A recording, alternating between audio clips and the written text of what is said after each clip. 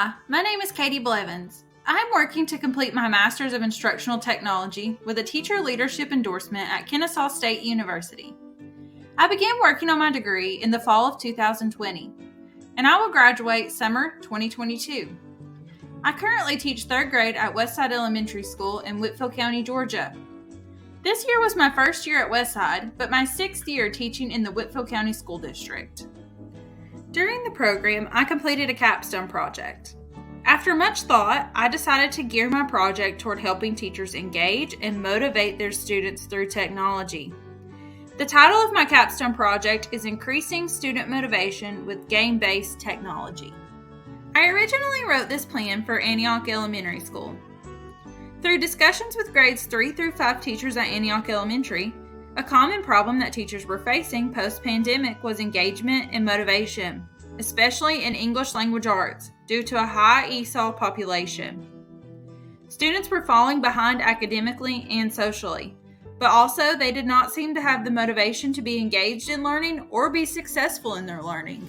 The plan for this capstone project was to teach grades 3 through 5 teachers how to use and implement 3 new game-based learning tools in English language arts that would increase student engagement and motivate students to strive for success in a learning environment. The idea behind the project was for this to be a flexible learning plan where teachers had a say in how they learned about the tools and a timeline to implement the tools. The plan also involved coaching when it was needed. The capstone project was evaluated through Google Forms surveys.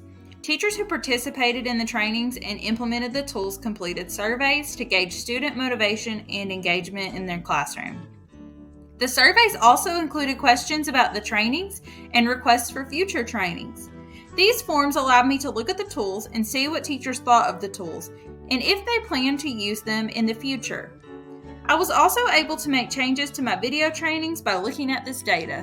When it was time to implement my project, the general idea of the capstone stayed the same, but I changed schools.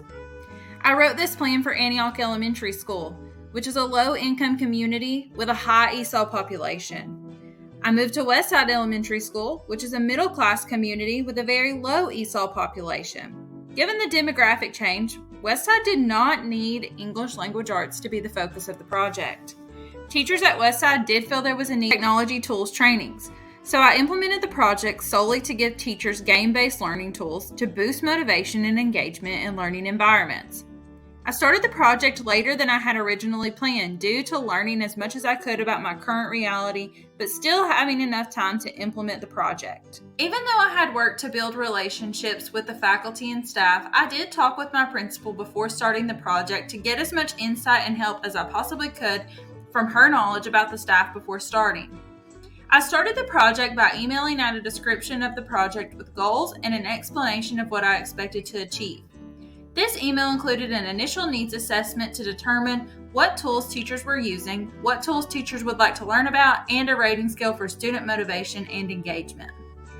Once I reviewed the data from the initial survey, I began the project.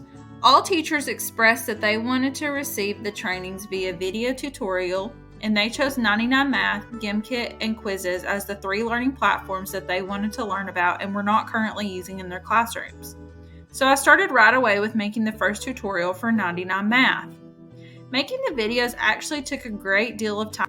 In my videos, I wanted to make sure that I included all of the important features of each platform, and I also included videos of my students engaging in the learning platform to motivate and excite teachers to implement the tools in their classrooms. I sent out the email with the link to the video and asked teachers to implement the technology within 2 weeks. After 1 week, I spent time in the afternoons visiting teachers' classrooms to ask if they had questions or needed any assistance.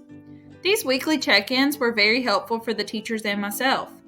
Many times teachers did not need help, but it was simply a time to engage in conversation about the tools and, if nothing else, sparked interest in implementing technology into their classrooms. At week 2, I sent out a survey to ask teachers to rate the students' motivation and engagement, along with asking if teachers felt confident implementing the technology and if I could aid them in any other way. I used this data to aid the next video creation. I incentivize teachers to complete implementation and surveys with Jeans passes, with the approval from the principal. I repeated this process for the next 2 game-based learning tools, GimKit and quizzes. I did create a video for Blooket, but I did not have teachers do a survey.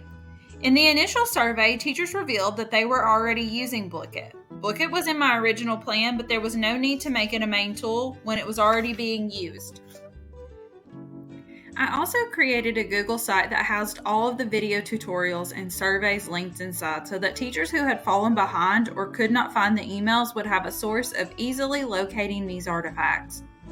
At this point in the project, I also decided to include the special education teachers in the project, and I simply emailed the Google site to them with a well-rounded basis of the project and gave them the opportunity to participate. After all 3 tools were implemented and surveyed, I finished the project with a final assessment survey for teachers to rate their students' motivation and engagement. I also asked teachers if they felt the trainings were beneficial and if the tools could be used in their classrooms in the future. When I think back on this project, I have a sense of achievement with the project. The fact that I moved schools did make the project more challenging because so much of coaching and being in a role where other teachers value your content is based on relationships. I had to try to quickly gain those relationships with teachers so that I could get participation in this project. The route of the project changed also because I originally planned for these trainings to be in person. But teachers felt that they were short on time and needed virtual ones, and as a homeroom teacher, I can understand that. Not to mention that we were having a COVID surge in our school at the time of implementation, and we were not allowed to have in-person trainings. Another way the project was changed was that the needs of the school that I wrote the project for were much different than the needs of the school I implemented the project in. So in a way, I changed the goals of the project. The goal went from helping increase student engagement and motivation in English language arts with game-based tools to simply just increasing engagement and motivation while giving teachers online tools that they could use. Being unaware of useful tools was more of a goal for Westside, so I simply geared the project to helping teachers learn about technology tools that they could use in their classroom. Overall, teachers felt that the tools they learned about in this project and implemented were useful in their practice and something they could continue to use in their classroom. Several teachers expressed that they did not mind to participate when it was something they could actually use, so I loved that feeling. The feeling that I helped other teachers grow in their classroom and have tools that they could use.